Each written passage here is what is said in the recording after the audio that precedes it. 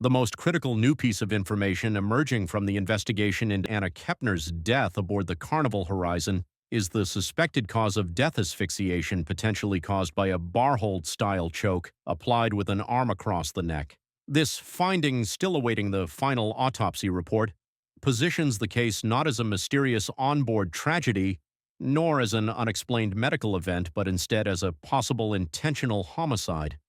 What is the mysterious truth behind this case? Let's find out on today's episode of Cruise Now.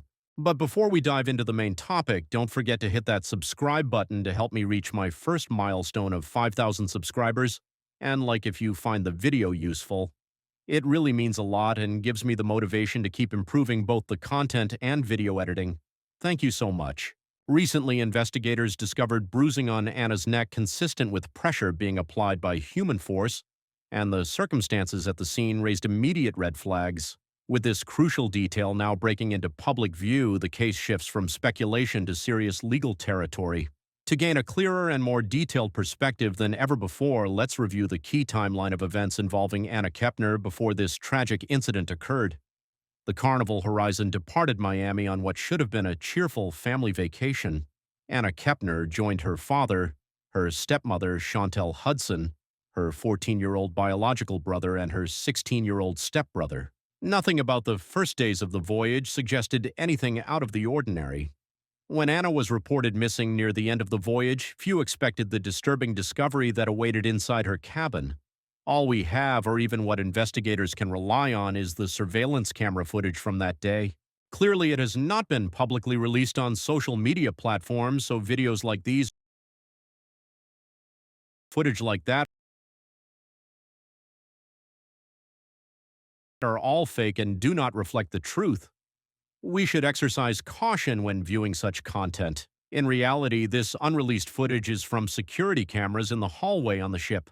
Security footage reportedly shows Anna entering the cabin earlier that day. Importantly, there is no evidence of her exiting the room afterward.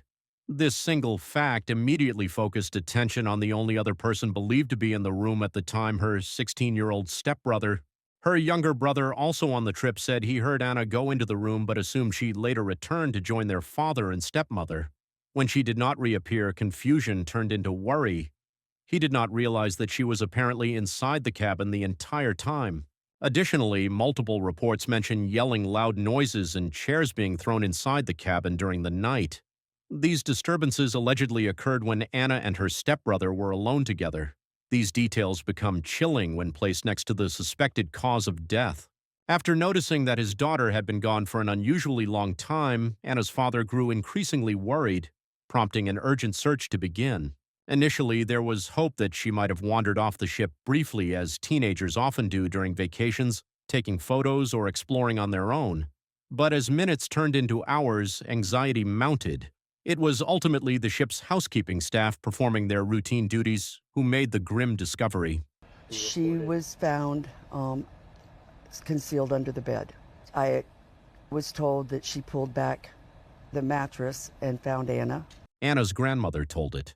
Anna was wrapped tightly in a blanket and partially covered with life jackets, a detail that immediately suggested deliberate concealment rather than accidental positioning. The nature of her placement implied someone had taken care to hide her, a chilling signal that foul play may have been involved. Investigators quickly confirmed that there were no signs of drug or alcohol involvement, nor indications of sexual assault. Instead, the visible bruising on her neck and the unnatural positioning of her body painted a picture far more sinister.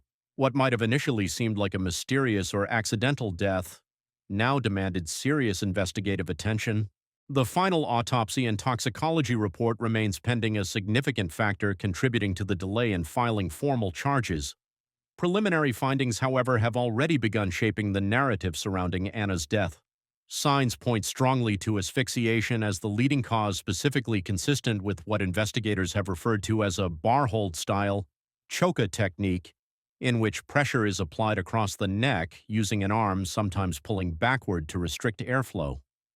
The bruising observed on her neck supports this theory, and investigators noted possible evidence of a physical struggle, suggesting that the fatal encounter may have involved resistance or confrontation. Importantly, there is no evidence to suggest the death was accidental or self-inflicted. The combination of physical signs and contextual details, her concealed body, the method of asphyxiation, and the unusual circumstances of the cabin points overwhelmingly toward the involvement of another person. This bar hold theory has become the principal investigative line, marking a critical turning point in the case. What once might have been treated as a perplexing onboard medical event has now taken the form of a potential violent encounter, dramatically altering how authorities, family members, and the public view the tragedy. The preliminary autopsy findings have also influenced procedural aspects of the investigation.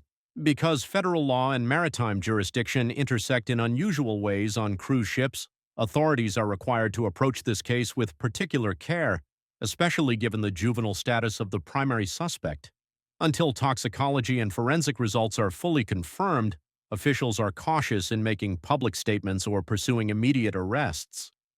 Yet even at this stage, the forensic evidence forms a compelling narrative of deliberate harm rather than misfortune. So, based on the available evidence, investigators have identified a primary suspect, Anna's 16-year-old stepbrother, who was reportedly the only other person in the cabin during the critical time frame when she was last seen alive. He was in a room with her. He was the only one seen coming and going. So I can't accuse him because I don't know what happened in that room. But the summation would be that he did something. I heard him, in his own words, say he does not remember what happened. That's what Anna's grandmother said, but in fact, court documents from recent divorce proceedings involving her stepmother, Chantel Hudson, explicitly name the teenager as the subject of a federal criminal investigation into Anna's death. These filings also requested that custody matters for Hudson's younger children be postponed until the criminal investigation concludes. The case is complicated by significant mental health considerations. Court records reveal the teen has been receiving psychiatric care and was hospitalized immediately after the ship docked in Port Miami. He continues therapy while the investigation proceeds, creating a complex intersection of criminal law, juvenile justice, and mental health concerns. Further complicating matters are allegations from Anna's ex-boyfriend who claims she expressed feeling unsafe around her stepbrother. He reported disturbing incidents, including the stepbrother allegedly climbing on top of Anna during a 3 a.m. FaceTime call and frequently carrying a large knife. While these claims remain unverified and don't constitute definitive evidence, they provide troubling context suggesting a pattern of concerning behavior that investigators cannot overlook when assessing potential motives and risk factors in this tragic case. Though no official announcement has been made, the circumstances strongly suggest how Anna died. What followers of this case desperately seek is a clear, fair, and accurate explanation. For cruise enthusiasts and travelers, this isn't merely about justice and law, it's about assurance of their own safety when they embark on future voyages. By now, some may feel frustrated by the investigation's slow progress. A likely cause of death has emerged, yet no arrests have been made. However, this delay stems from the uniquely complex legal landscape governing crimes committed aboard cruise ships. Unlike incidents on land, crimes in international waters immediately fall under federal jurisdiction, placing the FBI at the helm of the investigation. Federal investigations, especially those involving juveniles, proceed methodically and deliberately. While this pace may appear agonizingly slow to the public, the legal machinery governing maritime crime is both cumbersome and stringent, ensuring that any case brought forward meets exceptionally high evidentiary standards. One of the foremost challenges in this situation is the suspect's age. The 16-year-old stepbrother falls under the Federal Juvenile Delinquency Act, which creates an intricate web of procedural protections for minors accused of serious offenses. Charging a juvenile with homicide in federal court is not only unusual but requires prosecutors to navigate a narrow path. They may either file the case under juvenile law, which typically carries less severe consequences, or petition for transfer to adult court, a rare but permissible option in cases involving violent crimes. Both paths demand strong, irrefutable evidence, leaving authorities little room for error. Additionally, the final autopsy and toxicology reports are not yet complete. These documents are critical in confirming the cause of death, establishing the timeline, and documenting the specific mechanics of the suspected asphyxiation. Without these forensic confirmations, moving forward with formal charges would be both legally precarious and ethically questionable. Another complicating factor involves the inherent limitations of cruise ship security. While security personnel aboard ships are trained to secure crime scenes, document evidence, and immediately notify federal authorities they lack law enforcement authority, they cannot conduct arrests or perform formal interrogations, which inherently slows the initial investigative process. Therefore, patience is necessary. In time, the truth will emerge, providing the clearest possible answers about the tragic death of a young girl aboard a cruise ship